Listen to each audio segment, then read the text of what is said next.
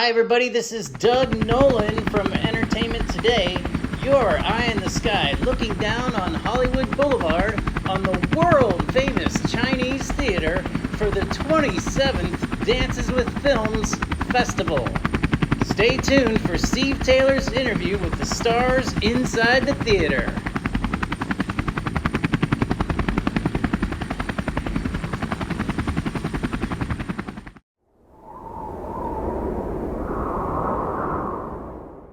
More of both entertainment and sports today. Keep God first.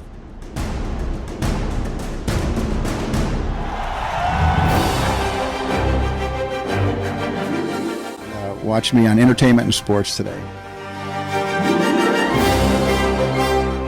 Stay tuned for entertainment and sports today. A big winner in the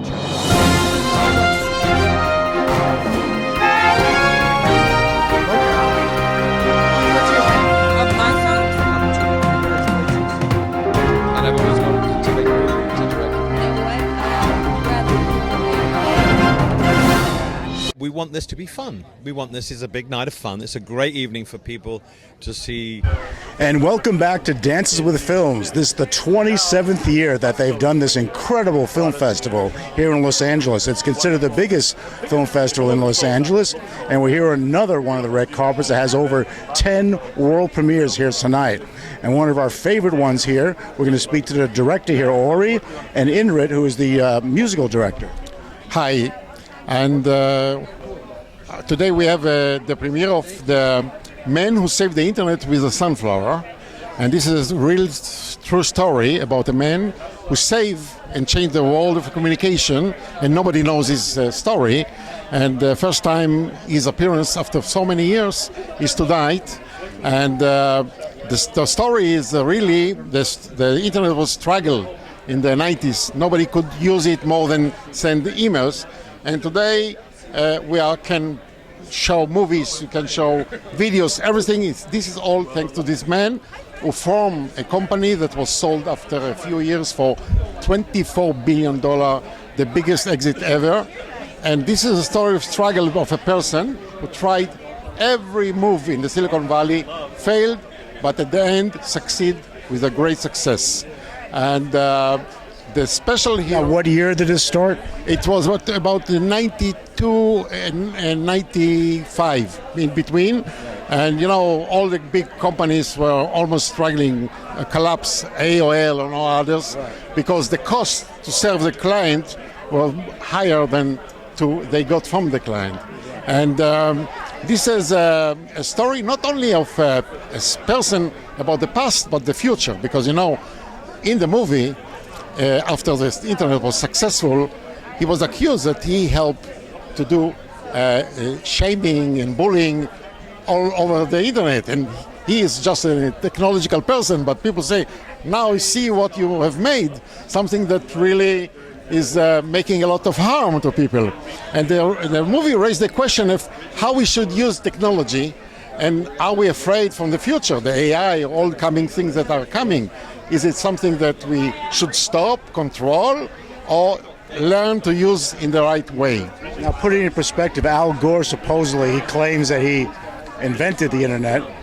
He was pushing the people like my hero, Rob Ryan, to do that. Of course, he was not an engineer, but he understood the needs for that. The need for the big, river of information when it was a small pipe that time. And the other thing is, Al Gore pushed it, but your guy actually made it. You know, all the big inventions of Steve Jobs and all others they need the infrastructure, and this is what has been doing by this guy. Another thing, you know, there was something special in the name. He saved the internet with a sunflower. What does it mean? What is a sunflower? So you see, the sunflower is not just a flower. It's a formula that the movie is telling that everybody can take, and through that to be successful. Okay. Well, thank you so much. They want us to keep going here. Now, here we are. We spoke to the director just now. This is Robert Ryan, who the movie is based on. You're the real person that saved the internet. I am. Tell us about that. What year was that roughly, and like compared to when it was I think it started, Al Gore supposedly started it, but you're the one that saved it. You want me to talk to you or into the camera? So the year we started the company was 1989. The year we started to realize the internet was folding, it was actually about half of the internet providers were going bankrupt, and the other half were being sued by attorney generals of the states for failure to deliver the service. And we had spent quite a bit of time talking with them and realized that we had the competencies to build the right hardware and the software to save them, that we could change the scaling effect, because they had plenty of customers, but they weren't making any money. They were losing money on each customer. It's a ridiculous business. So the way they were actually solving that was, it's like going to a restaurant where they sold 100 people your chair, and it was the first one to get to it. So we solved that problem. You know, we built that hardware, and over the years we began to realize that none of the other major players were going after the internet, and we took the entire internet. We had the worldwide about 90% market share of the internet, so we built the modern internet. Hi, I'm Terry Ryan. I started the company with Rob back in 1989. In fact, it was started in my kitchen in the Oakland Hills. And I wasn't initially planning to come with the company once they had money and got formed, but it was the only way I could get them out of my kitchen. And that was the reason why I ended up being not just the legal person there, but also handling all of HR and admin and personnel. Pretty much everything that I didn't want to do. Right. Terry did. So when did the internet actually start? What year specifically? So the real birth of what you call the modern internet, what you are currently using, is 1989 through 1999. Prior to that, just the government back then that used it. It was in laboratories, and a whole bunch of nerds were using it. But the modern internet, as you know it now, with the telephone companies providing, was built during that 10-year window, 89 through 99. You want to say the name of the movie again for the viewers?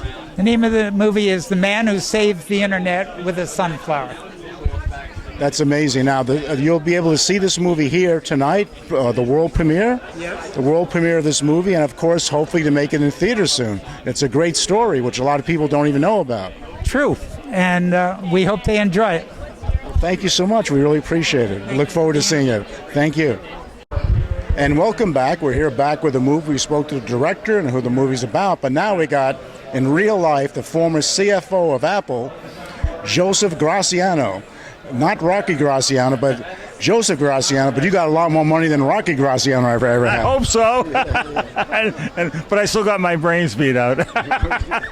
Well, tell us, you work with all the big people, obviously, with Apple there. Tell us, you must have some fascinating stories with Steve Jobs, Steve Wozniak. Well, mostly Steve Jobs. I was fortunate enough to work with Steve for several decades, both at Apple and then on his board at Pixar. And yes, I mean, you're looking, at the time going through it, you don't think much of it until now you look back at it, and it really was an amazing, very grateful that I had that opportunity, to help Apple, to help him. It was You were there from the beginning? Almost. I was at Apple. It started in 81, and then I left in 85 when Steve left, got fired. And then I came back to Apple in 89 and was then put on the board later and stayed till 95. And then, of course, Steve came back to Apple in 1997. So that was after I had left by then. But then at that time, I was on his board at Pixar. So Steve and I, were in communication for over 30 years. We fought like heck in the early days. He was very demanding, very tough person, but then we seemed to kind of get onto a different level after he left Apple in '85, and at that point our relationship changed for the better, and it was a very rewarding experience, I think, for both of us. So I have very fond memories. You guys literally changed the world, as far as the internet and Apple and everything it's done, and iPhones and all that. Well, I wasn't there for the iPhone, so I'm not going to take any credit for that. And About the computers, obviously. in changing the world, I was a CFO, so I did do some deals that have affected the technology. I was involved with the IBM deal between Apple and IBM where we did the Power PC. And yes, looking back, you can say the technologies that were developed back then are clearly the foundation of a lot of what's been enabled now. Okay, They call it the computer age now, as opposed to the industrial. It's quite a thing to look back on how all of that has evolved. Steve was the visionary, and I was there to support him and the rest of the team and their ideas. And I was very involved in the strategy, don't get me wrong, but I can't say I could take credit for developing a product or anything like that. So, it was a significant thing to be part of, and it feels good. I'm now 80-odd years old, and, look back at those days and feel good about, that I was able to contribute. And that's what it was all about.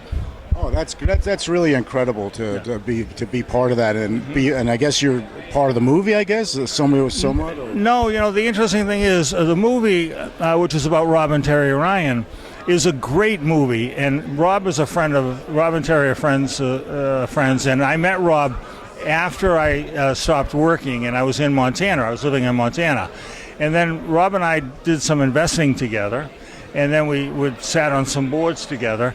And we became friends, and his style, my style is similar.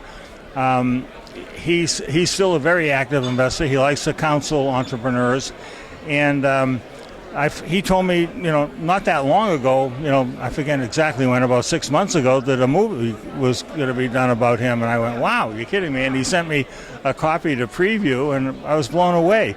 How realistic it was about his. It captured his persona, it captured the era, it captured the things that I know are important in terms of starting a company, having the perseverance, the vision, the drive, the hard work, the trials and tribulations of creating a successful business.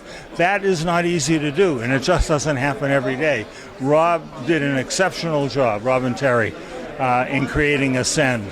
And everything they created became significant as it relates to the internet, and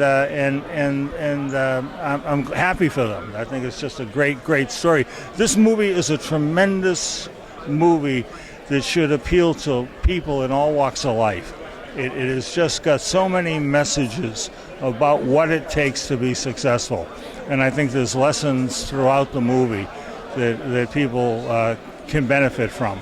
It's great. Now, what's your opinion on the direction that the internet's taking now, AI and everything, and any new technology? What's your take on that? Yeah, well, look, technology always keeps evolving, and we always tend to get somewhat surprised. AI, of course, is huge in terms of the way it's captured the public's imagination, and this AI is a big thing. It's real. It's just not a passing thing. It's not a fad, but we're still in the very early stages. The hardware companies like NVIDIA, maybe a few others, are the ones that are benefiting because they're building the foundation to develop the AI and implement it in ways that we haven't seen yet. The Microsofts of the world, Apple, Meta, Google, and Amazon, building the data centers, are spending billions and billions and billions of dollars to equip for running AI development and applications. I think AI will have to become cheaper to deploy. Right now it's extremely expensive. It's very power hungry, but that'll happen. They'll eventually kind of figure out how to cut it up into smaller pieces that make it easy to run even down onto our phones and so forth. So we're still in the very early stages, but it is significant. This is not the dot-com bubble that people refer to. I went through the dot-com bubble. I know a lot about it. This is not one of these passing fads. Will there be companies that start up that don't go anywhere, based on AI probably, but that always happens, but they'll Like be Bitcoin. Well, yeah, there's companies, we could go back to the early days of the internet that so many of them failed. They didn't have real business models, but we'll get there. It's a significant piece of technology. Do you have any personal plans yourself? Or just enjoying your retirement? Well, it's hard to believe. I was a CFO most of my life, Chief Financial Officer, and I'm still a CFO. Right now I'm a Chief Farming Officer. I manage a vineyard up in Paso Robles. Oh, nice. Yeah, enjoy life. On my own property. I fly my airplane. I'm lucky enough to be able to do that at 81 years old. Oh, really? Yeah, That's great. And and I'm healthy. I mean, that's the most important thing, right? So, no, I don't. I'm not. No business plans. I'm out of business. Those days are past. Just enjoying life. Well, it was a pleasure to meet you, Joseph. A pleasure. God bless you and thank you. Okay. We'll be right back with Entertainment Today. Thank you.